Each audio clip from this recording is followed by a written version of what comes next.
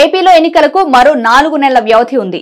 అప్పుడే political heat నెలకొంది. YCP నాయకత్వం పెద్ద ఎత్తున అభ్యర్థులను మార్చుతూ ఉండడంతో రాజకీయ దుమారం రేగుతోంది. అధికార పార్టీ వ్యూహాలకు అనుగుణంగా టీడీపీ, జనసేన పావులు కలపాల్సి వస్తుంది. ముఖ్యంగా అధికార పార్టీ బీసీ నినాదాన్ని తెరపైకి తేవడంతో విపక్షాలు సైతం అదే వ్యూహాన్ని అమలు చేయాల్సి వస్తోంది.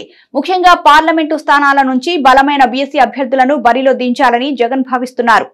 దీంతో టీడీపీ కూడా మార్చాల్సిన అనివార్య పరిస్థితి ఎదురైంది. ఇప్పటికే మంగళగిరి అసెంబ్లీ స్థానం నుంచి సిట్టింగ్ ఎమ్మెల్యే ఆళ్ల రామకృష్ణారెడ్డిని మార్చి బలమైన సంకేతాలను పంపించారు.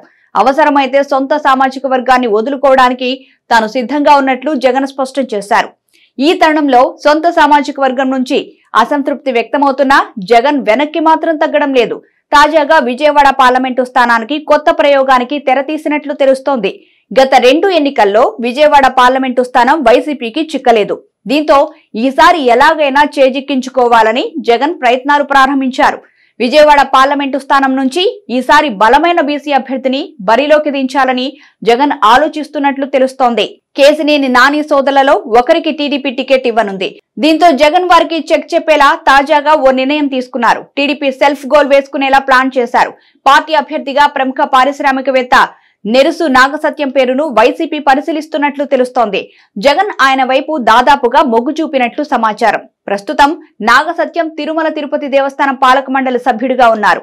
గతంలో ఆయన Olectra green tech old time director గా పనిచేశారు. బీసీ అభ్యర్థి ఆపై ఆర్థిక స్థితిమంతుడు కావడంతో నెగ్గుకు రాగలరని భావిస్తున్నారు.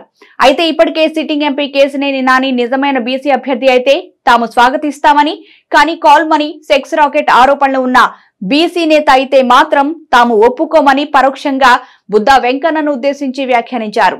అయితే జగన్ వ్యూహానికి తగ్గట్టు చంద్రబాబు బీసీ నేతను తెరపైకి తెస్తారా, లేకుంటే కేసినేని సోదరుల్లో ఒకరికి పోటీలో నిలుపుతారా అన్నది చూడాలి.